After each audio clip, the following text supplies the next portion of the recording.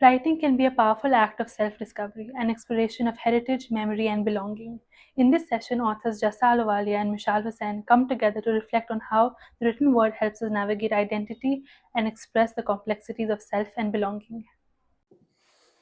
Hello, everyone. I'm Mishal Husain, and welcome to this session on World Book Day, where I am so happy to be paired with actor and extraordinary person Jassa Ahluwalia because we are going to be talking about both our books. This is Jassa's Both Not Half, a radical new approach to mixed heritage identity. And this is mine, Broken Threads, my family from empire to independence. And as we will discuss, there are common themes in both, as well as lots of differences. Both are written from the heart, I think I can say. And Jassa, huge congratulations on yours. Both of these books were first published last year. Tell me about yours. What is in it and what led to it? Thank you so much. So my book, Both Not Half, is really about my journey with my mixed heritage identity and how my journey from thinking of myself or describing myself as half Punjabi and or half Indian, half British evolved into thinking of myself as being both. Instead of thinking of myself as being this fractured and fractional person, thinking of myself as somebody who is whole and multiple. And then really the journey of the book is how that sort of change of relationship with myself then started to change my relationship with the world and my worldview.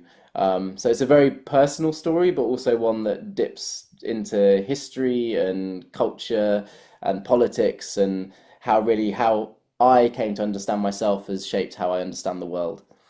I was so struck by how much you had read in your process of understanding. You took a really wide lens on the world. And I think I know this, but not everyone watching will. Explain a bit more about the both, not half.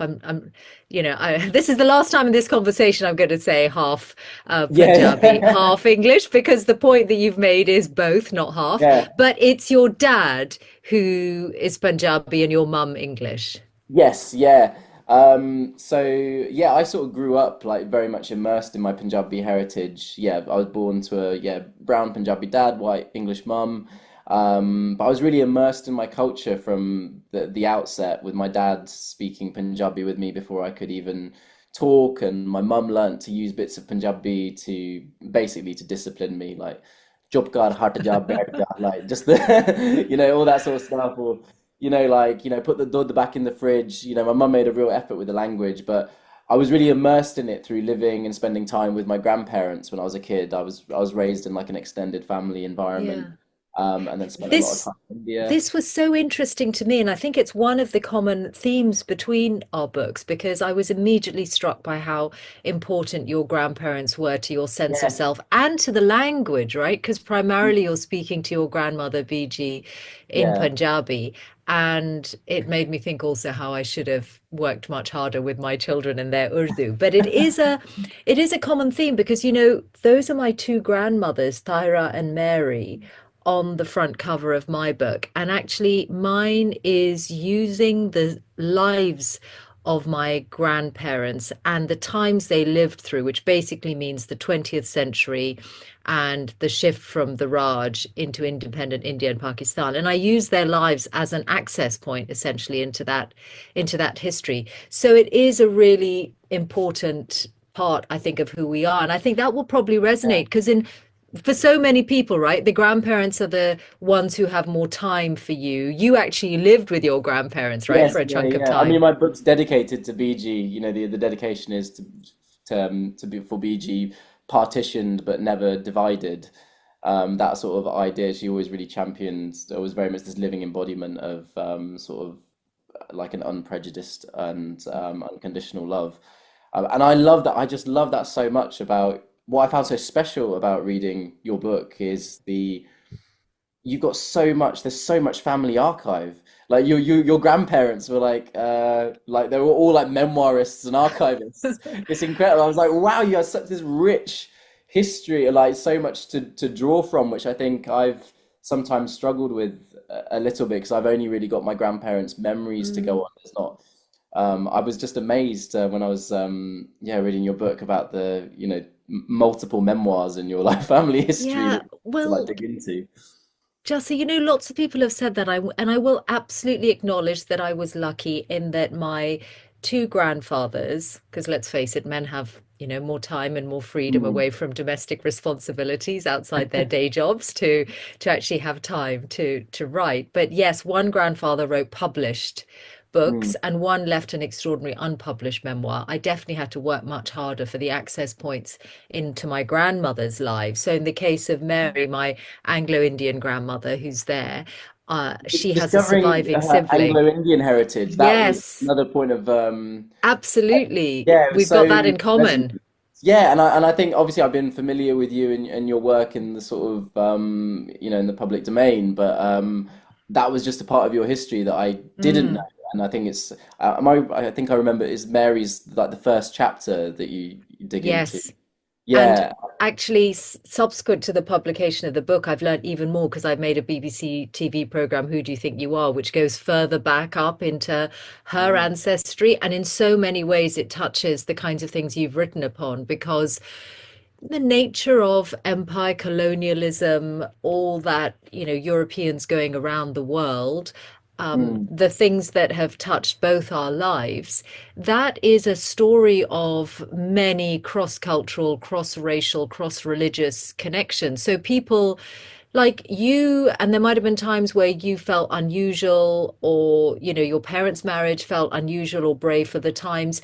Actually, that is true, but also this has happened through history Yeah. and not Yeah. always formalized, but we are human beings, Mm. and all the same impulses that drive people towards each other today have existed through time. So that's Curious to definitely know, a that's definitely a common thread.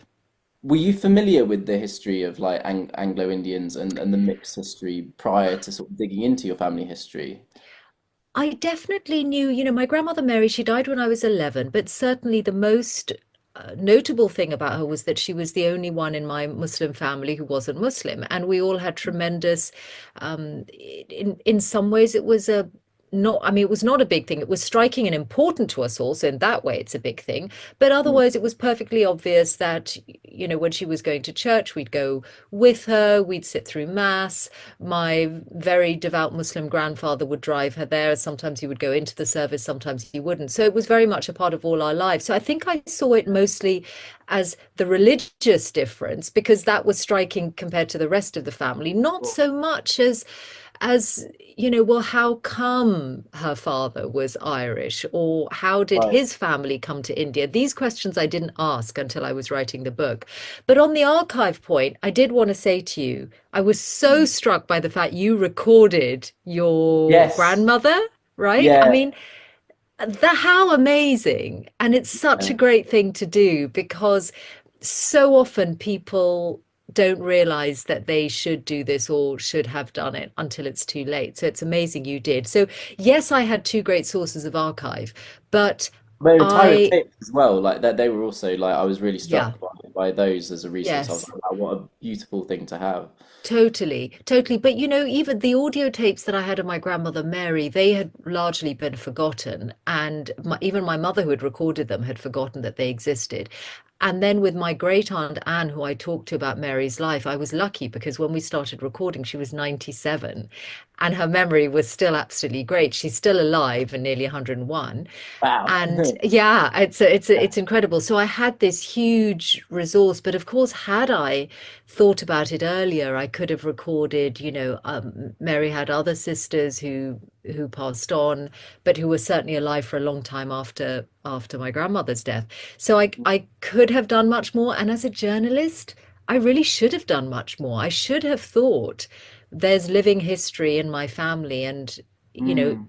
even selfishly, one day maybe this is going to be a book, but I was busy Yeah. with my working life. And so I, Yeah. I really, credit to you for thinking about it and for recording it because that resource is there forever.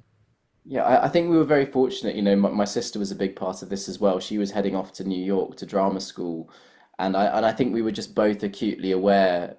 I think we were very fortunate. BG was always very, very candid about her own mortality. She would always talk about her death in very open terms, and so we were very familiar with the idea that they weren't going to be around forever.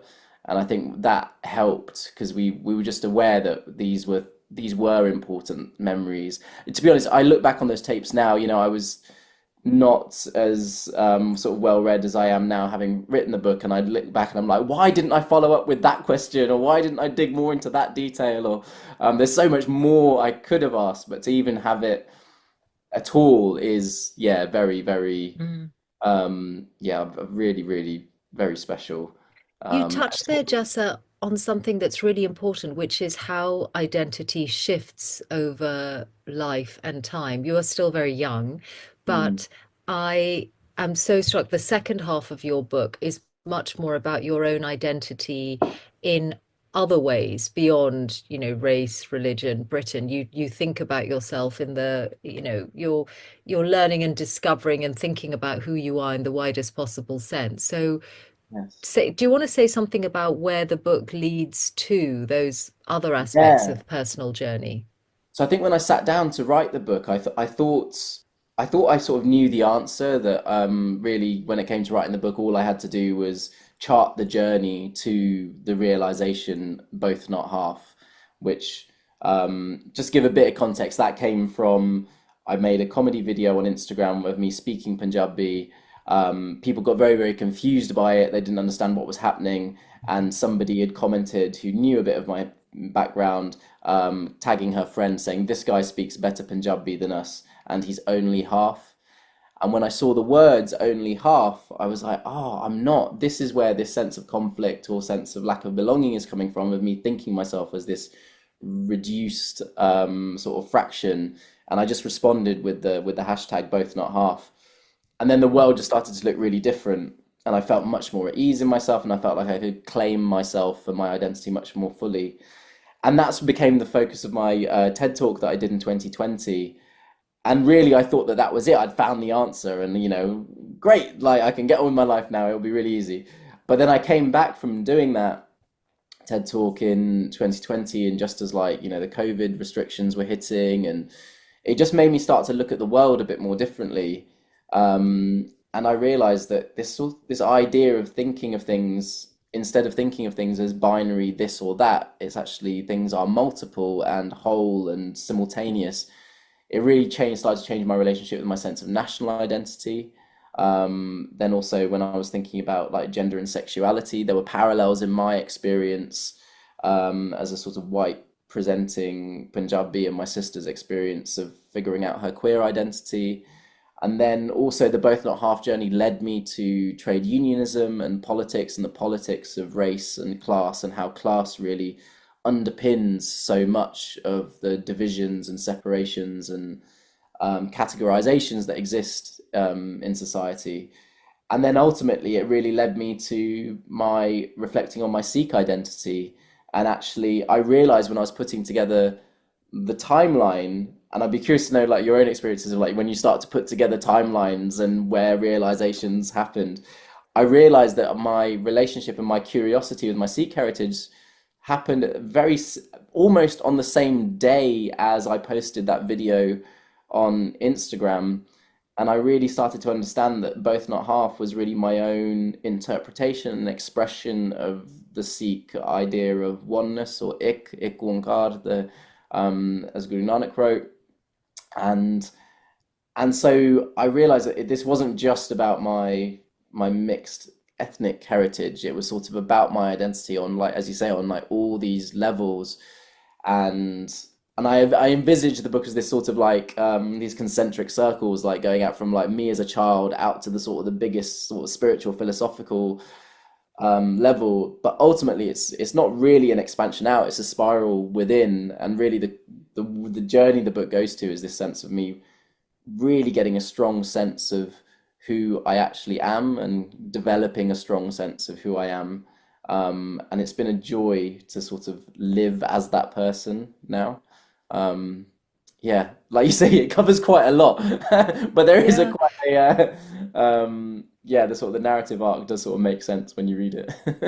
You've articulated that so beautifully, and you've made me think that about how my own children, because I have three boys who are now 18 and 20, and lots of people have said, how have they responded to the things that you found out or the way you've written about your family?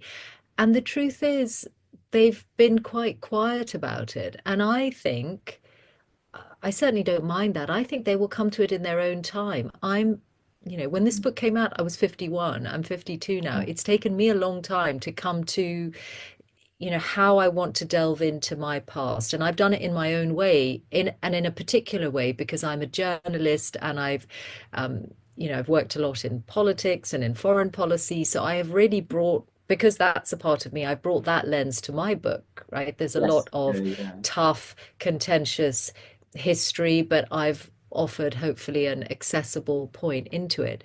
But I also like going back out to the family side of things and the more personal side of things. The fact is that because of the way you look, you've confused people, right? Because people don't think that you're, Indian in any way.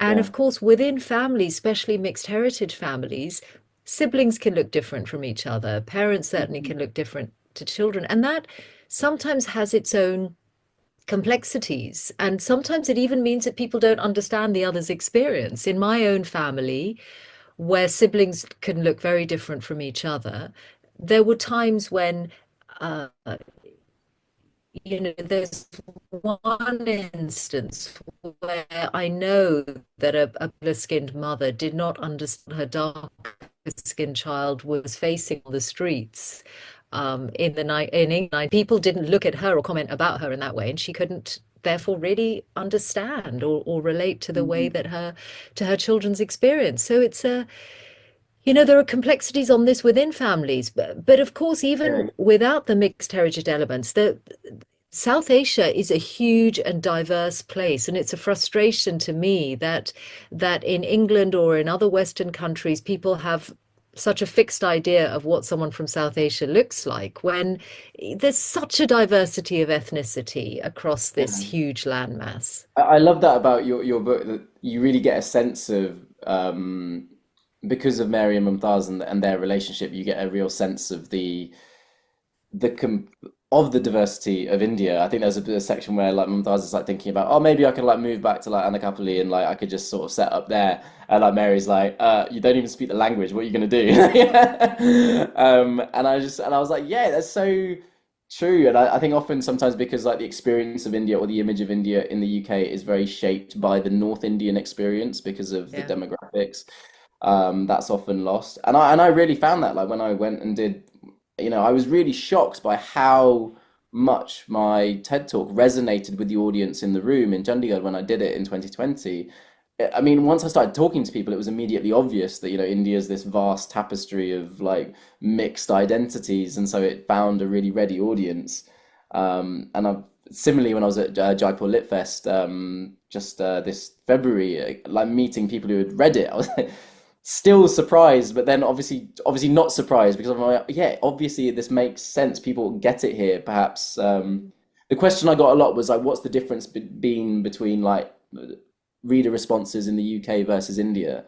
And I said it's been exactly the same. But that's been really yeah, really, really special. I just thinking back to you were saying about, like the documenting of family and the realizing of, maybe of not realizing what's important and, what to preserve. You weren't thinking necessarily of writing a book.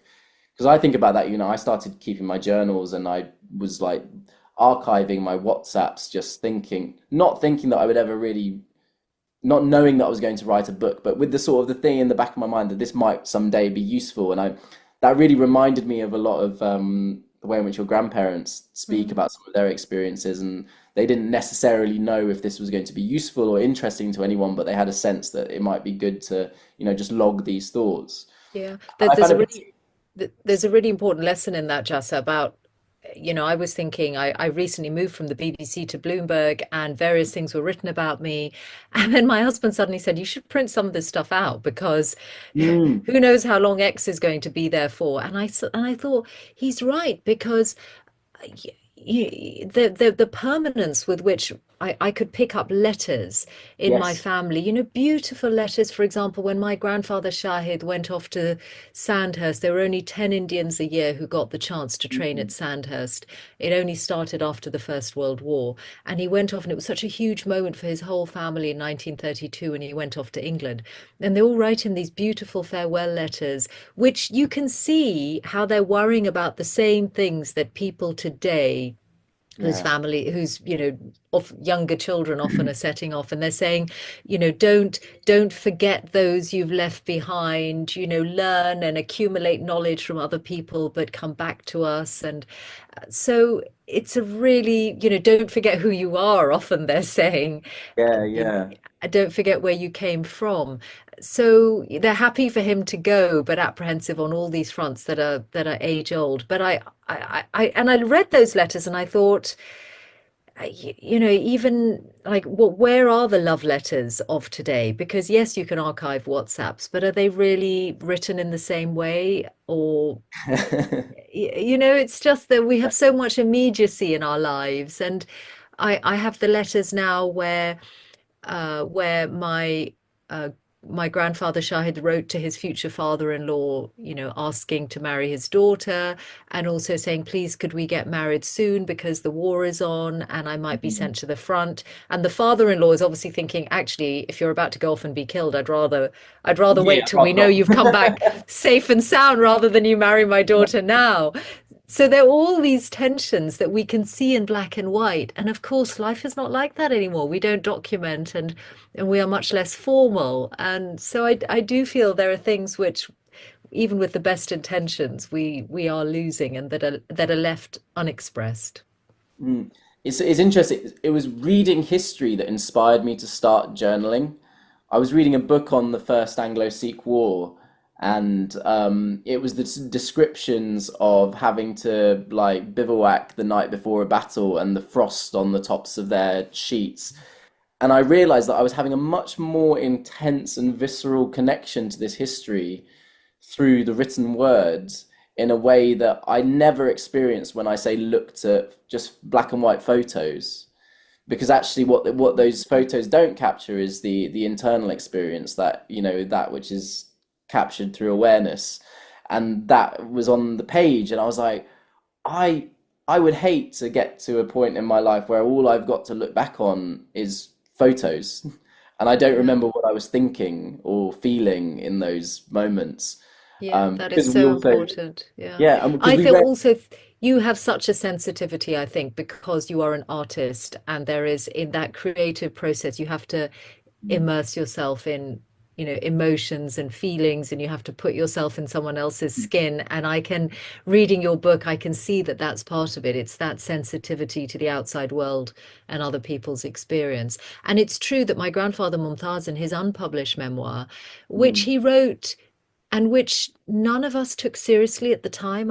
I'm ashamed to say that we thought it was after my grandmother died, and he just used to, my father got him a computer and he would sit and, tap into it. And we thought it was a project to keep him sort of busy in retirement and something for him to do. And I really feel ashamed when I think of it in those terms, because actually now I think what an incredibly precious resource. That took me into moments like coming out of medical school in Lahore in 1942, going straight into the army as a doctor, going straight off to jungle training, which was in the Western Ghats yeah, and near Pune as well.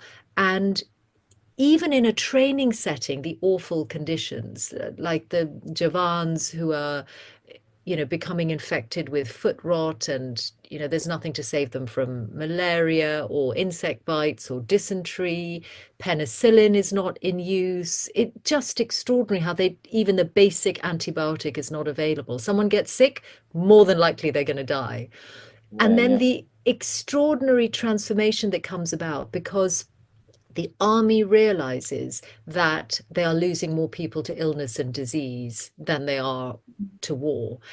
And then this huge emphasis on sanitation and vaccination that comes in, which pays dividends with, between 1942 and 1945, it really transforms the armed forces, where officers could be sacked if their soldiers got ill, Yeah. and it turned out that the officers had not enforced the vaccination procedures properly. That was a Mhm. sacking offence for the officers. Yeah. That's how seriously the army took it, that it was the job of the officers to make sure that everyone was properly vaccinated.